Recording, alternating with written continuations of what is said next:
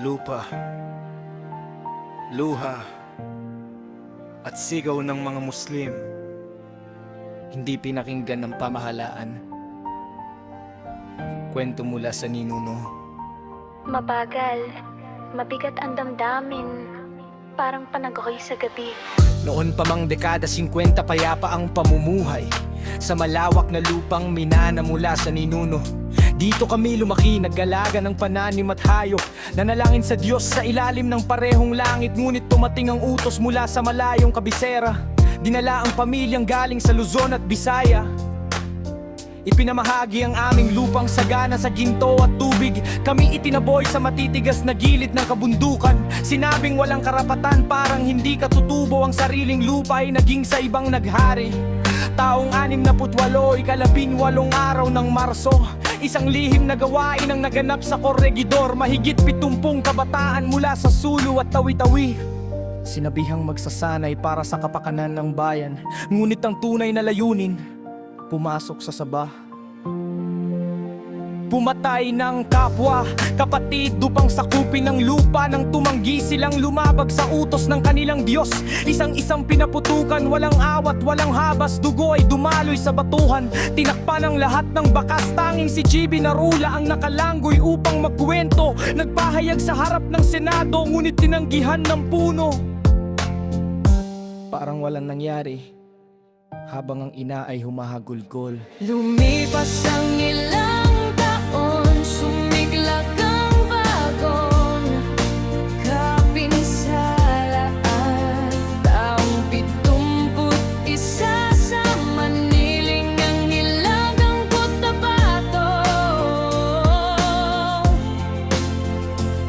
Sa loob ng masjid habang nagdarasal at nag-aasan ng kapayapaan, pumasok ang pangkat na tinawag na ilaga na may dalang sandata.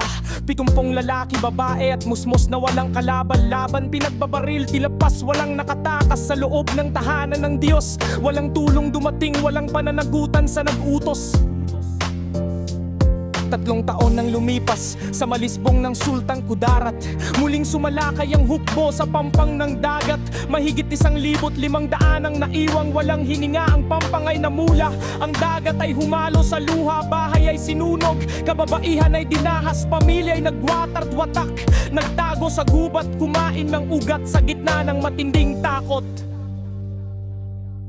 Setyembre 21, taong 72, ipinahayag ang batas militar sa buong kapuluan. Libo-libong sundalo ang ibinaba sa bawat sulok ng Mindanao. May dalang tangke, baril at utos na puksain ang tumutol. Dito nabuo ang MNLF sa pamumuno ni Nur Misuari. Isinigaw ang matagal nang ibinabaon sa dibdib. Ang lupa ay sa amin, ang kapangyarihan ay dapat sa amin. Hindi na kami magpapaalipin sa dayuhang namamahala. Naglabanan sa Marawi, Sulu, Lanao at Cotabato. Ang mag-ina ay tumakas sa ilalim ng ulan at usok. Walang tirahan, walang pagkain, walang mga usap. Ang bawat gabi ay puno ng takot sa susunod na pagsalakay. Taong 74, Disyembre 23, sa Tripoli ng Libya nilagdaan ang pangako. 13 mananamay na ng pagkakaroon, nasaraning magmamahala.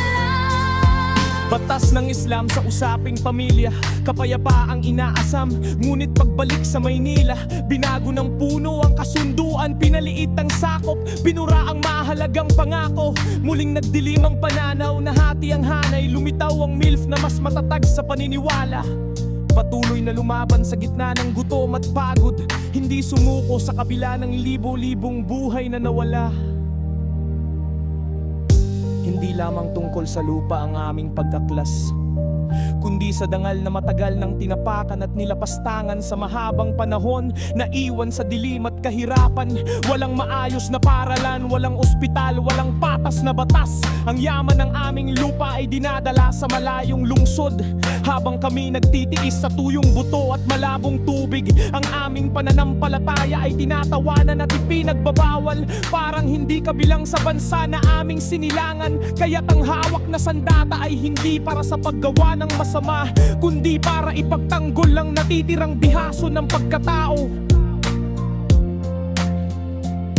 Lumipas ang maraming taon, bumagsak ang dating kapangyarihan, ngunit ang sugat ay nananatiling bukas at masakit pa rin.